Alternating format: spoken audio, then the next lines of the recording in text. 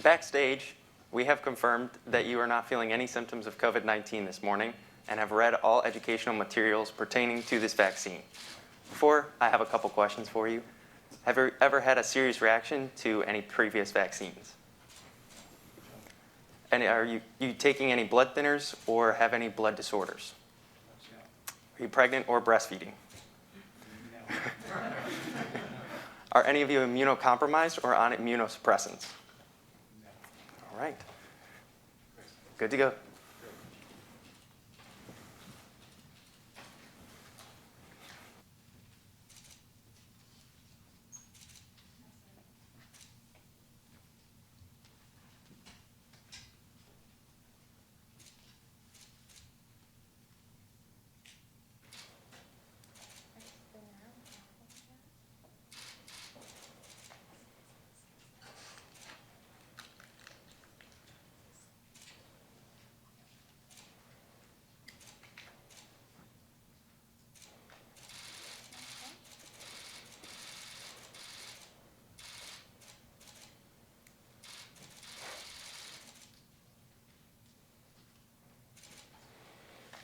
Turn me up.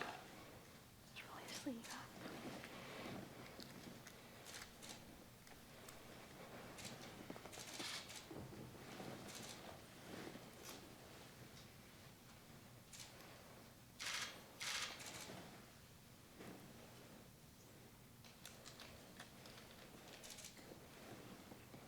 Alrighty, small poke, slight.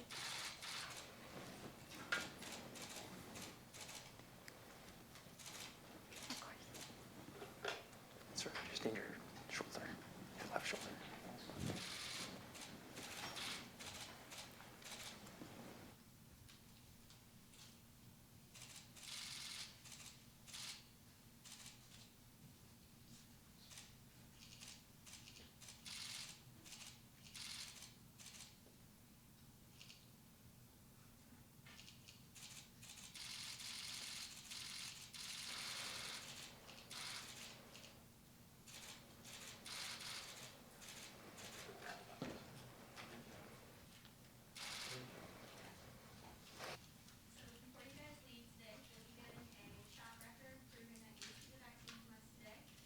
Vaccine is a 2-dose series, so that means you'll need to come back in 21 days for the second one.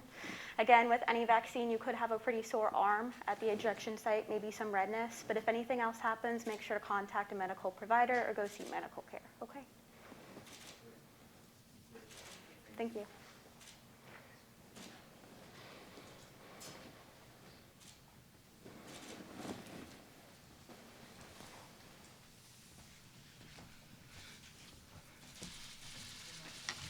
Well, good morning, and thank you all for being here. I want to thank my wonderful wife, our Second Lady, Karen Pence, the Surgeon General, and Dr. Tony Fauci, and members of the White House Coronavirus Task Force who are joining us here today. I especially want to thank the fine medical team at Walter Reed Hospital that administered our vaccine today. I didn't feel a thing. Well done, and we appreciate your service to the country. You know, as the Christmas holiday approaches, this is always a season of hope. We gather here today at the end of a historic week to affirm to the American people that hope is on the way. And Karen and I were more than happy to step forward before this week was out to take the safe and effective coronavirus vaccine that we have secured and produced for the American people. It's a truly inspiring day. As the people of this country witnessed this past week under Operation Warp Speed, the first coronavirus vaccine is literally being administered in states across the country to millions of Americans. And make no mistake about it, it's a medical miracle. The average vaccine, I'm told by our experts, usually takes between 8 and 12 years to develop and then manufacture and distribute. But we're on track here in the United States to administer millions of doses to the American people in less than 1 year. It is a miracle indeed. And I also believe that history will record that this week was the beginning of the end of the coronavirus pandemic. But with cases rising across the country, with with hospitalizations rising across the country, we have a ways to go. And I want to assure the American people that we're going to continue to make sure that our healthcare providers have all the support and resources they need to meet this moment. But vigilance and the vaccine is our way through. And building confidence in the vaccine is what brings us here this morning. Ever since I was asked by President Trump to lead the White House Coronavirus Task Force, I have been inspired by the diligence and energy of our researchers in this country. Early on, the President brought some of the leading pharmaceutical companies in the world together in the cabinet room and said that we needed medicines, we needed therapeutics, and we needed vaccines, and we needed them in record time. I watched the historic pace with which the dedicated men and women at the FDA worked. But today, Karen and I wanted to step forward and take this vaccine to assure the American people that while we cut red tape, we cut no corners. And thanks to Operation Warp Speed, thanks to incredible research companies, thanks to the great work at the National Institute of Health and the great and careful work of the FDA and the leadership of our President in Operation Warp Speed, the American people can be confident. We have one, and perhaps within hours, two, safe and effective coronavirus vaccines for you and for your family. And now we're in the process of distributing millions of doses of a safe and effective vaccine all across the country. Working closely with our nation's governors, we've already seen the vaccine delivered to healthcare workers and seniors across the nation. This week, 2.9 million doses of the Pfizer vaccine have been allocated, and next week, 2 million more doses will be distributed across America. And as you all know, yesterday, the FDA advisory panel recommended approval of the Moderna vaccine, and when it is approved, we expect later today we'll be in a position to ship 5.9 million doses of vaccines all across the country next week. In fact, under Operation Warp Speed, we are poised to have vaccine for 20 million Americans before the end of December. It is truly a medical miracle and an inspiration to people across this country. It's a tribute as well to the dedication of all of those working at the federal level and the state level who've implemented this project.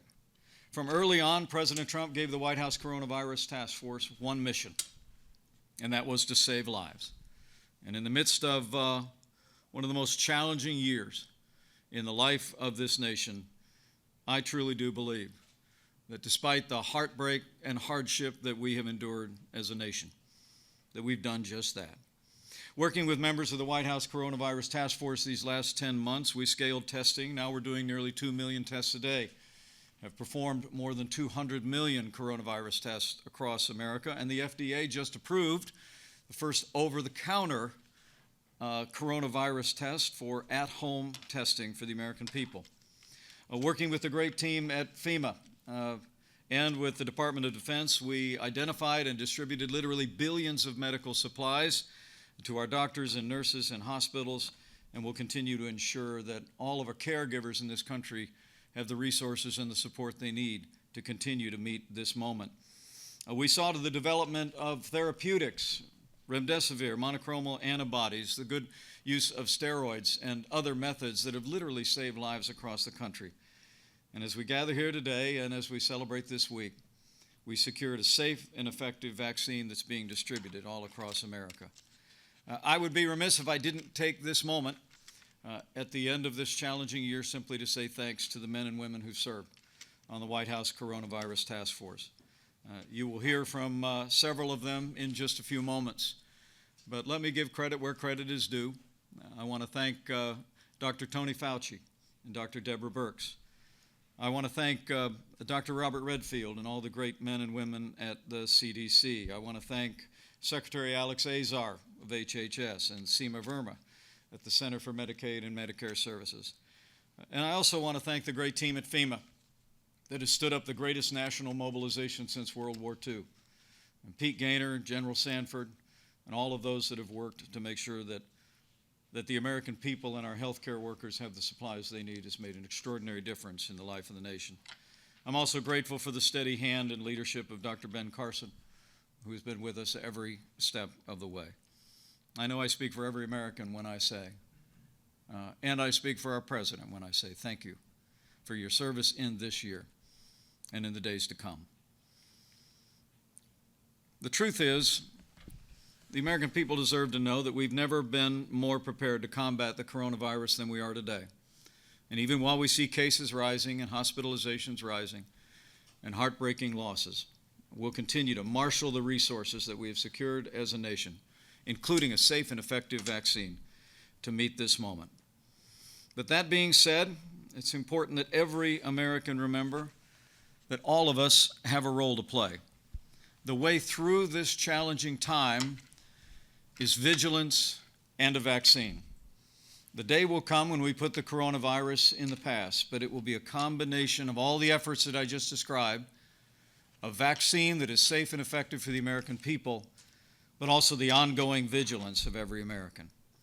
So as we reach this extraordinary and historic moment in the life of our nation, let me urge every American to continue to do your part. Put the health of your family, your neighbors, and your community first. Practice good hygiene. Wash your hands. Practice social distancing or wear a mask whenever it's indicated or whenever you're unable to practice distance, and listen to your local authorities. As President Trump often says, we are rounding the corner. We can see the light at the end of the tunnel. It is the light of American innovation and creativity. It is the light of life-saving medicines and a safe and effective vaccine. After a year of heartbreak and hardship, the American people can be encouraged. And Karen and I hope this step today will be a source of confidence and of comfort to the American people.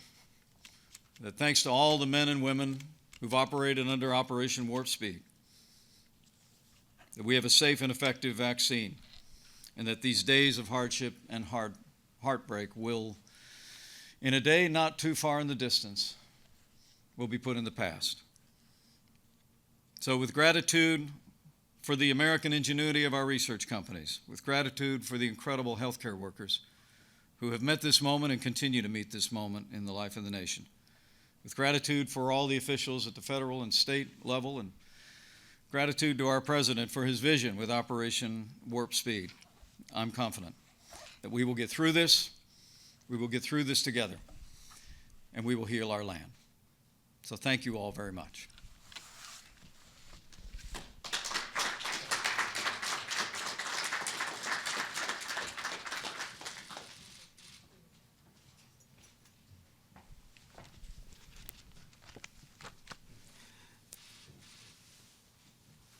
Well, good morning, everyone.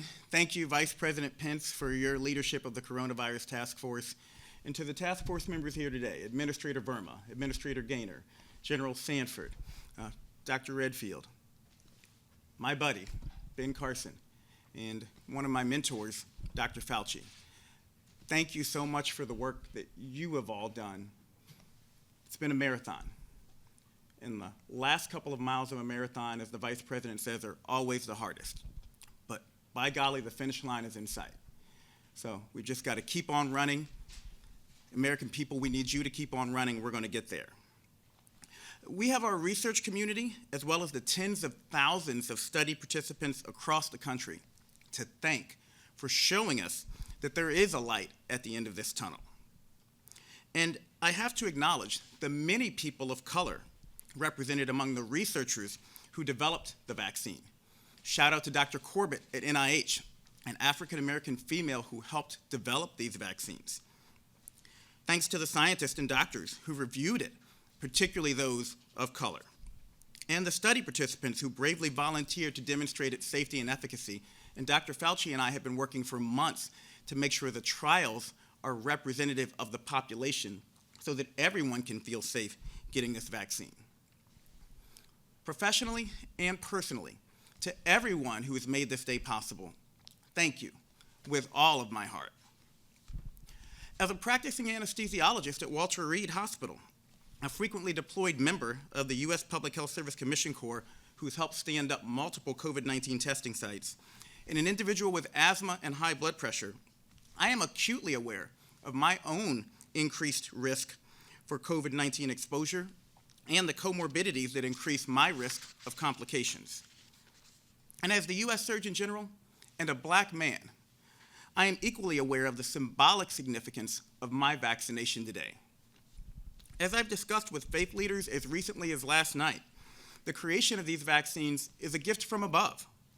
But vaccines, even ones that are 95% effective, will not alone end this pandemic. We must now do the necessary work to go from vaccines to vaccinations.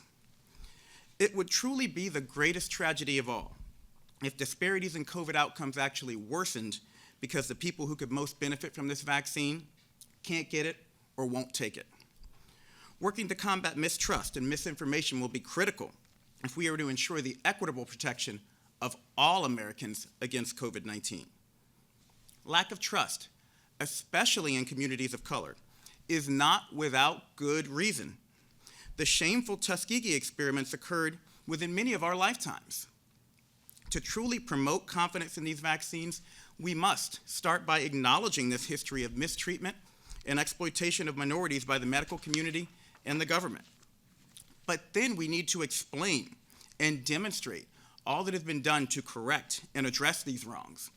The many protections and safeguards in place, like the Office of Human Research Protections, independent institutional review boards, data and safety monitoring boards, the FDA VRBPAC, and the CDC Advisory Committee on Immunization Practices.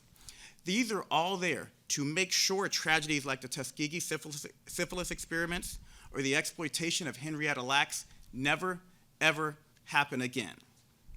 And finally, we've got to engage trusted voices, medical organizations like the National Medical Association and the National Hispanic Medical Association, faith leaders, and minority gatekeepers like the historically Black colleges and universities, the Divine Nine, tribal leaders, and the National Conference of Hispanic State Legislators, all of whom I've spoken with frequently and as recently as this week.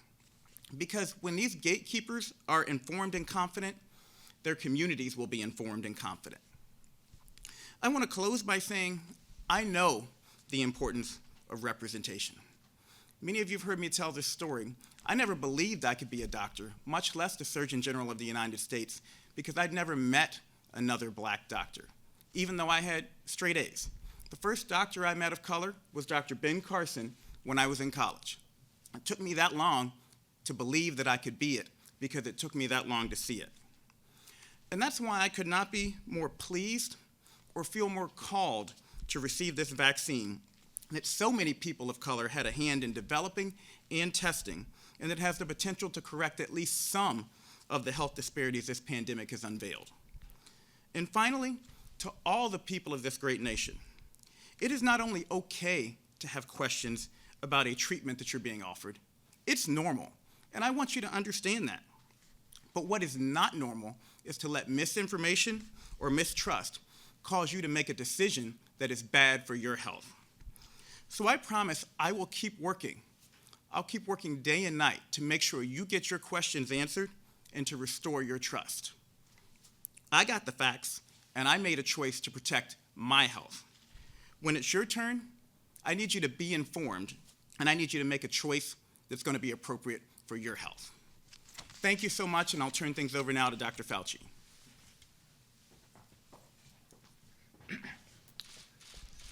Thank you very much, Jerome. Mr. Vice President, Second Lady, Madam Pence, Jerome, thank you.